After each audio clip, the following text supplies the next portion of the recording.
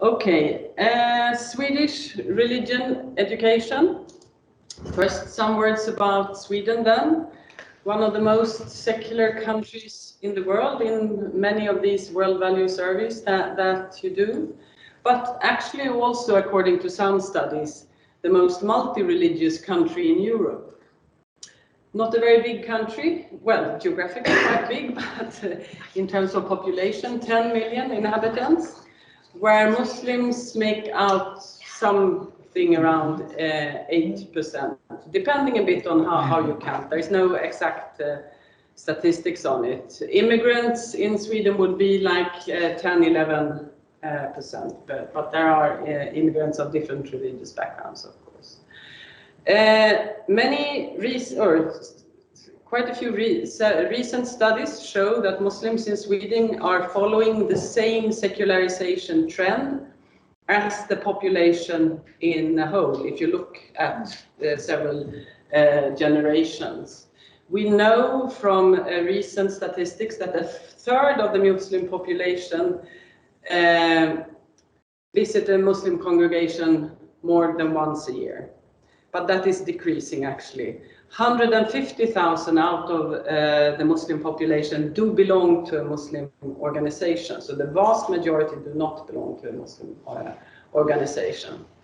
There is, even if the statistic differs from Finland, there is quite a negative focus on Islam in the media, in politics and so on.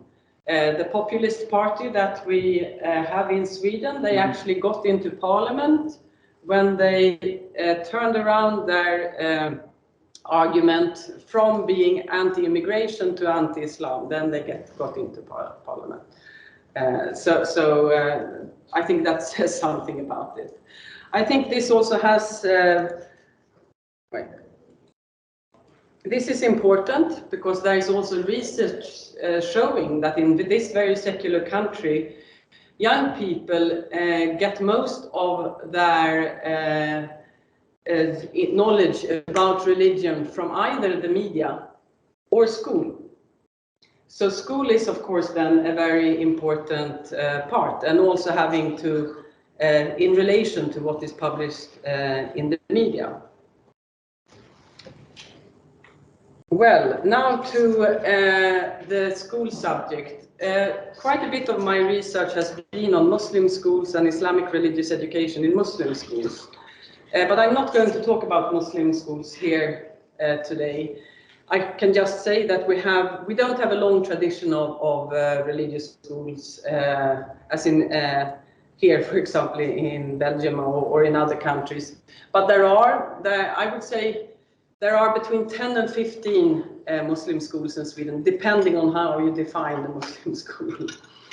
But there has been a lot of discussion around them. But what I'm going to talk about is our school subject, religion education. And I call it religion education to kind of differ it a bit from religious education. Because this is a non-denominational or non-confessional school subject. It has no specific status. It is compulsory for all from year 1 to all through the school system, 12 years. There is no possibility to opt out. And this school subject also has to be presented in religious schools. So in Muslim schools, apart from teaching Islamic religious education, they also have to teach the non-confessional religion education. Apart from all other school subjects. I should also say that Muslim schools in Sweden or all religious schools in Sweden are inspected by the state. They're fully financed by the state and thereby also fully inspected. In relation to Finland, I can say that also state schools are inspected. I think that sometimes maybe the state in Finland has a higher trust in teachers than in Sweden, so all schools are inspected, religious or not in this. This school subject, religion education, has a study of religion's approach. It's mainly about religion. And this is a quote from how it's described by the National Agency of Education then. The subject of religion has its scientific roots primarily in the academic discipline of religious studies, and is by the nature interdisciplinary. It deals with how religions and outlooks of life are expressed in words and actions, and how people formulate and relate to ethical and existential questions. And of course, it also has a strong relation to educational science, for example, and also some like philosophy, ethics, and so on. So there are different parts of it.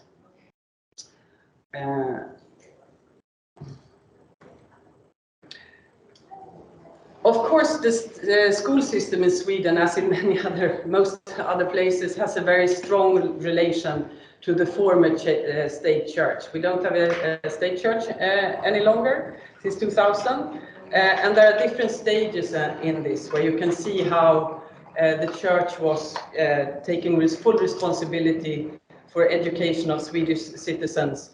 And usually we say that 1919 is the starting point of secularization of the Swedish educational school system. In 1962, the school subject knowledge about Christianity, it was changed from religious Christianity, education Christianity, to knowledge about Christianity. So in 1962, the school subject became non-denominational. And in those days, it was also, if you read about it, you can see that it is expected to be neutral and objective. And it was also about other religions, but not very much. It was mainly about Christianity. And this was something that was also brought about through liberal Protestant theology, who was very active in the school debate during the 20th century, specifically mid-20th century. And there was a debate in the 60s, and Sweden was opting for the French model, actually. Many said that, okay, this thing with religion, that is out of date in Sweden. We don't need a religious education school subject. But then it was actually the Protestant church who brought in the idea of having knowledge about religions. So the Protestant church has had a very strong been a strong active force in the formulation of this non-confessional school subject. I guess otherwise there wouldn't be a school subject at all. We can also see today that if we look at what is called the fundamental values, I mean, it was 1969, it became knowledge about religions. There was discussions on how to teach these school subjects and so on. In 1994, the so-called fundamental values were put into the national curriculum. And I'll just read them. And the fundamental values in Sweden are the inviolability of human life, individual freedom and integrity, the equal value of all people, equality between women and men, and solidarity with the weak and vulnerable, are all values that the school should represent and impart. In accordance with the ethics born by Christian traditions and Western humanism, this is achieved by fostering in the individual a sense of justice, generosity of spirit, tolerance, and responsibility. Teaching in the school should be non-denominational. And this is the official translation that we have in English. The word in Swedish for non-denominational is icke-confessional, so that's more non-confessional, which is interesting, the choice of words here. And this is, this paragraph should be implemented, if it's physical education, home economics, or whatever, it should, and in all schools, also in the denominational schools, also in Muslim schools.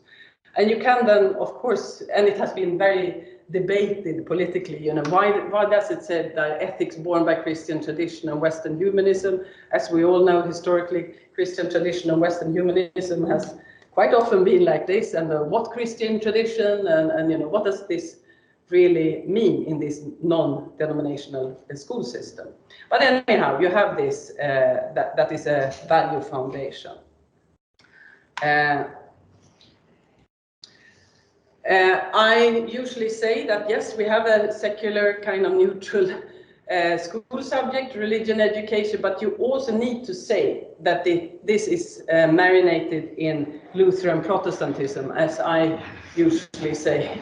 And I think that this is something that we don't really see in Sweden ourselves. And I think that this is interesting because, I mean, there's quite a lot of things in the Swedish school system. All celebrations are Protestant holidays, for example. There's no celebration. I mean, local schools could perhaps celebrate Eid or pick up other, but you know, the official things are Protestant holidays. Also, when talking about religion, it's always the talk about faith. It's the cognitive aspects of religion that are focused, which is also, of course, bears its Protestant. In religion education, we can see that something that has been very popular is what is called the life question pedagogy, which is also derived kind of from a Protestant point of view, where you pose different questions to life questions, so-called what happens, questions about love, what happens after death, things like that. And this has been then the same questions are posed to the different religions that you talk about. And I would say that this is also a sign of this marination that I call it.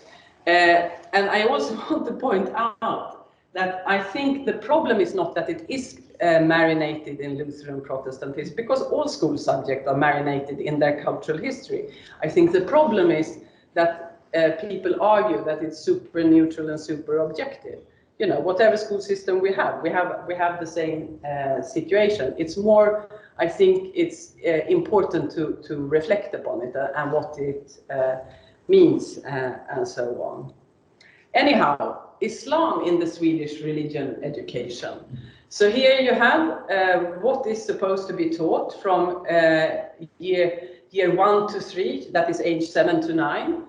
The only thing that is specifically on Islam there is some ceremonies, symbols, and narratives in Christianity, Islam, and Judaism. So these three religions are mentioned in the same way. So it's the Abrahamic religions, and it's narratives and symbols. And so as you can see, it gives quite a lot of space for the teacher to actually decide what you do in these first 3 years. Then from 4 to 6, age 10, 12, then it's rituals, religiously motivated precepts, and also holy places and locations in Christianity and the other world religions, Islam, Judaism, Hinduism, and Buddhism. And there's an interesting difference here, where you first just put Islam, Christianity, and Judaism like that, and now it's Christianity and the world religions. And I think the whole discussion on world religions is quite interesting, because in Sweden we have 5 world religions. Those of you who are familiar with the UK, you know that they have 6 world religions. You know, world religions really depend on where you are. But it's always taken for granted that wherever you are, you know what the world religions are. But no, it differs, of course. And then, as you can see, key beliefs and rituals, how different life issues such as views on love and what happens after death are depicted in religions, and other outlooks of life. So it's not only these, what religions and other outlooks of life may mean for people's identity and so on. So it's quite wide, and you can have a choice as a teacher. But this also, of course, means that teachers, because especially teachers for the lower ages, they don't get that much education in study of religions, for example. So of course that means that they are quite heavily dependent on textbooks and other teaching material. But I'll show you for the age 7 to 9 in compulsory school there. So it's still key ideas and documents in the world religions of Islam, Judaism, Hinduism, and Buddhism, varying interpretations. And I think this is something that has been emphasized over the past year. And we have a new curricula coming soon, but this is the one that we use right now, where it will be even more focused on the variation within religions.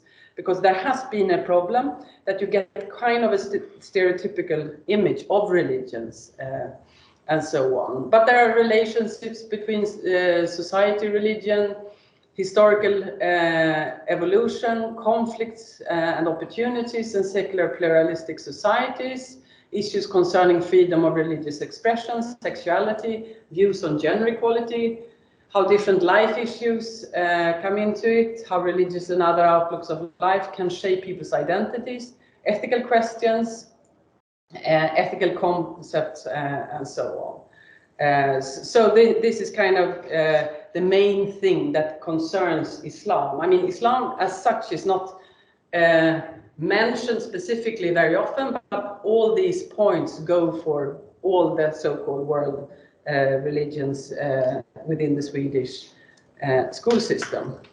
But as I said, this also makes, especially in the lower grades, I would say, and depending on what kind of education you have and so on, that quite a few teachers are dependent on textbooks.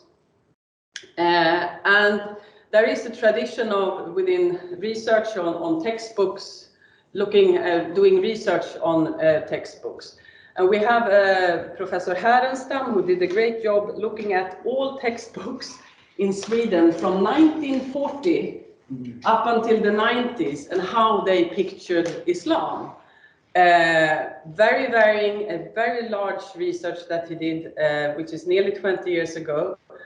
But I still think it's worth acknowledging what he saw, because some of the things prevails from that time.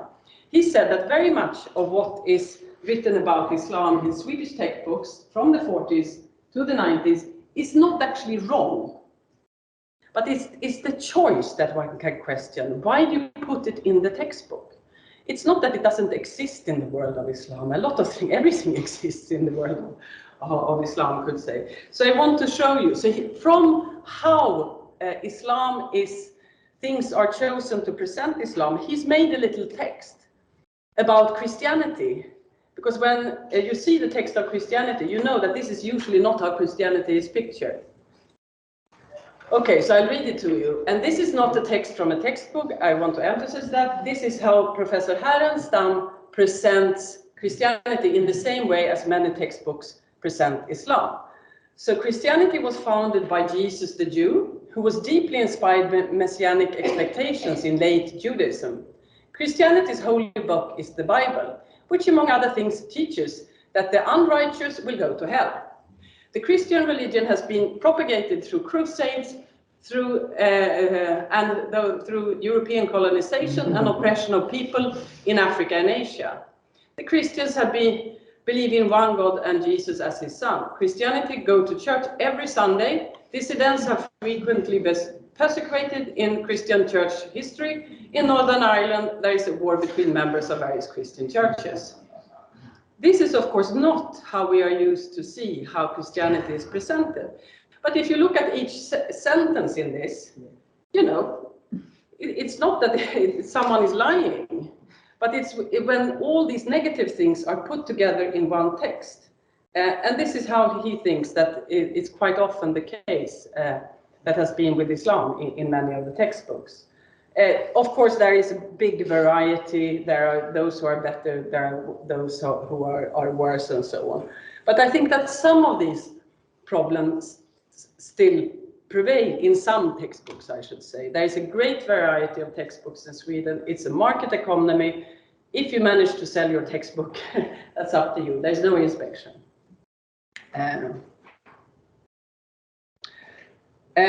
I've also been looking at contemporary textbooks in terms of Islam, and I think that's something that is very obvious, and this goes back to this Lutheran marinade that I mentioned, and that is that there is a tendency to present religions, world religions, according to the template of the man, the book, the faith, which of course you can also relate to Protestants. And then you have the man, the book, the faith, and then you put that on all world religions, not considering that the man and the book and the faith and so on, within theology, they have different places and functions and so on. So this is a way kind of to present each religion. And then, of course, the man is Muhammad, the book is the Quran, and the faith would be the pillars, probably the pillars, but also the 6 articles of faith.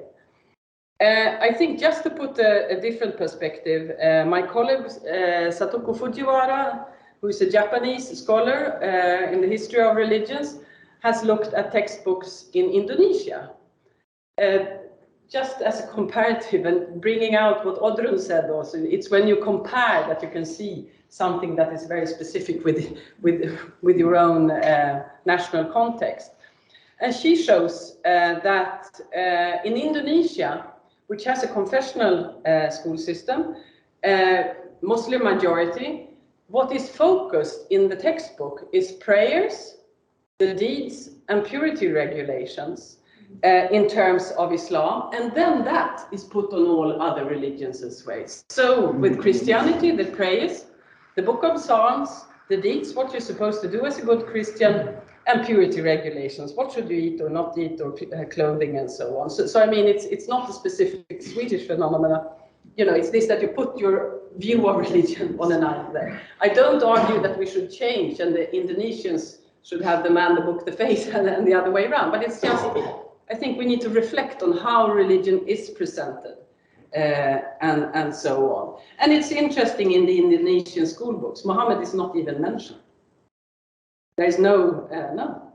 So you know, it's another way of organizing with another perspective.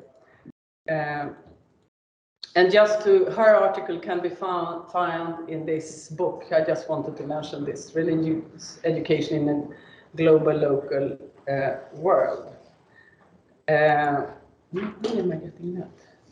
Anyhow, there are also other things in terms of representations of Islam in Swedish religion education. And you can see it in textbooks, but also, for example, it's not only textbooks that teachers use. It's of course also films and other things, which I think is we need to acknowledge. Geographical representation. I mean, Islam is a religion that it's often a focus on the Middle East, whereas we know that the majority of Muslims don't live there, or in Arab countries, for example. We can also see that in some contexts, Islam and Islamism, a political interpretation of Islam, is mixed up in textbooks, because you know you have a very little amount of pages for each religious and so on. So sometimes it's, are they real, you know, if you look at with a critical eye, is it Islam or is it Islamism? That there is also what I usually call the maximalist representation of religion. This doesn't go only for Islam, but it's always the most devout, the ones who pray the most, who follow the regulations the most, that are presented, which I think makes a problem in society when we know that there is a great variety of how people belong to different religious traditions. There is also a problem of essentialism, as Lenin mentioned also this morning. I think one problem here is what I call religiosification. That in many textbooks, films, and also as we have when we've been doing studies of education, is that it seems that everything a human being is doing depends on the religious tradition they belong to. And I think that, so religiosification, I would say, is when the actions and values of human beings are referred to their religious identity, not the fact that they are sons, football players, politicians, artists, mothers, hipsters, or criminals. And this, you know, that you refer to actions, it's because this person is a Muslim that they do, like, we see this in society in general, that they do this, not because of something else. And this causes a problem, I would say. So I've been also working a bit on you know, how do we, there's a lot of teaching about Islam in Swedish classrooms, in Swedish religion education, that is really, really good, but there are also sides that become problematic. Also, you know, coming, you know, what else is there than only, you know, having this focus on faith all the time. And Bill Gent and I, we wrote this article, Believing, Belonging and Behaving, Some Considerations when Teaching about Islam. We wrote it for a British teacher, RE teacher magazine, you could say, where we reflect upon this. And in our discussion, we also say that if you have these 3 B's of religion, behaving, belonging, and behavior, you can also find other aspects. You kind of have this in mind when you teach about different religions.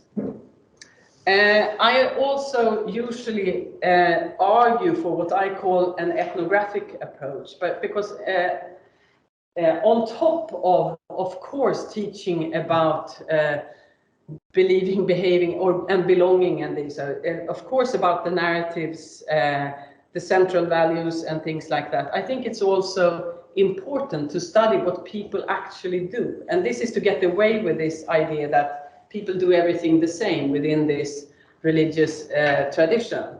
And also for the teachers to take time to explain why they do things differently in different parts of the world, or within Stockholm, for example, or anywhere. It's also a way of problematizing this maximalist approach that you sometimes find, that is only to present the most devout in a religious tradition. And I have argued in some articles and so on that the teacher of religion should be like an ethnographer, to have the awareness of power, to see lived religion, and avoid stereotypification, but also reflections on your own backpack. And your own backpack is done differently depending on who you are, of course. I mean, in my courses that I have for teacher students who are becoming teachers of Swedish religion education, they would have very, very backgrounds. I would have Muslim students, I would have Christian students, secular, atheist, well, Jewish, Buddhist, and so on. And it's up to each of them to actually reflect on their background and what that gives in their teaching about different religions, in their teaching about Islam.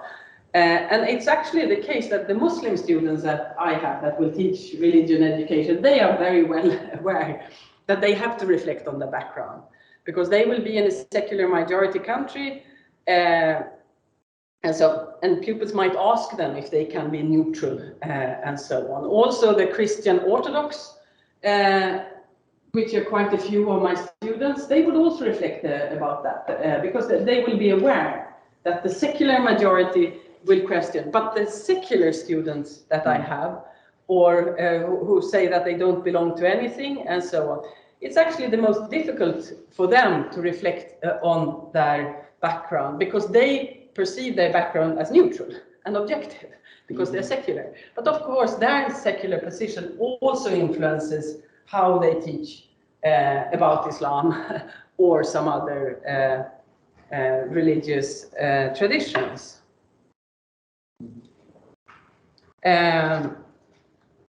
And also to do this, to avoid this religiosification that I mentioned earlier.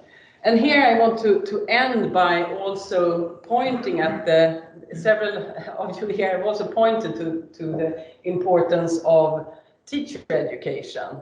That, you know, having a teacher education, we have several schools that, you know, if they can't find someone, you will take someone who knows and who's interested in religion. Now, religious education, often for upper secondary school, you combine it with another school subject, and then you have several years of study of religions.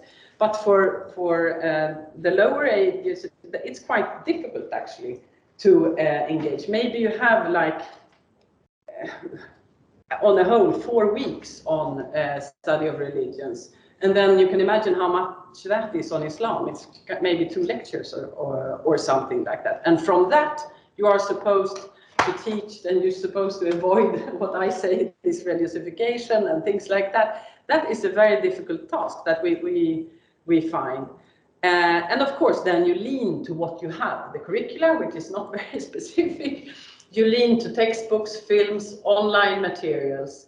And I think that there's actually a need here to engage maybe from scholars with the publication of textbooks. In Sweden, for example, if you're a scholar of like engaging in textbook for public school is not something that is highly valued within academia.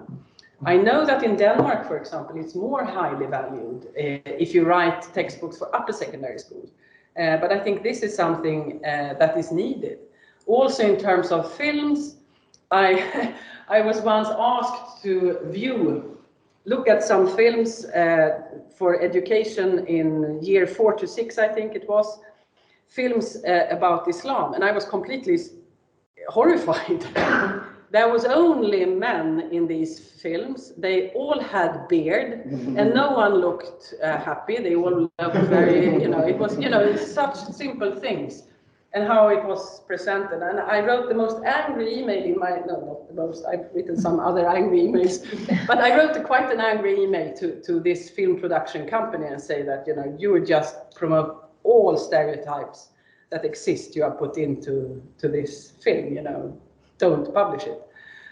But what they did, they actually came back and said, okay, if you say it's bad, help us. And okay, more work. But that was quite interesting also, because you need to present it for a young generation. But I understood because I couldn't understand why, where do you get this information from? Read any textbook from a religious studies perspective, and you would understand that this is not accurate. But then when they came and visited me in my office, they brought a textbook for year 4 to 6. So that was the kind of ground of information, a textbook for year 4 to 6 that they made the film on. It was not, as I thought, in my somewhat naive vision, that they would really look into it. But it was interesting. I think I could contribute a bit to it, and having it a bit more diverse. And after that, they actually started to contact scholars, not only for the Islam, because they had the same problem with other representations of religion. So I think that's an important thing. And also to have our students to look at online material and so on, because there's a lot of problematic things that are published, not only in terms of Islam, but in general in how religious traditions are pictured. Okay, thank you very much.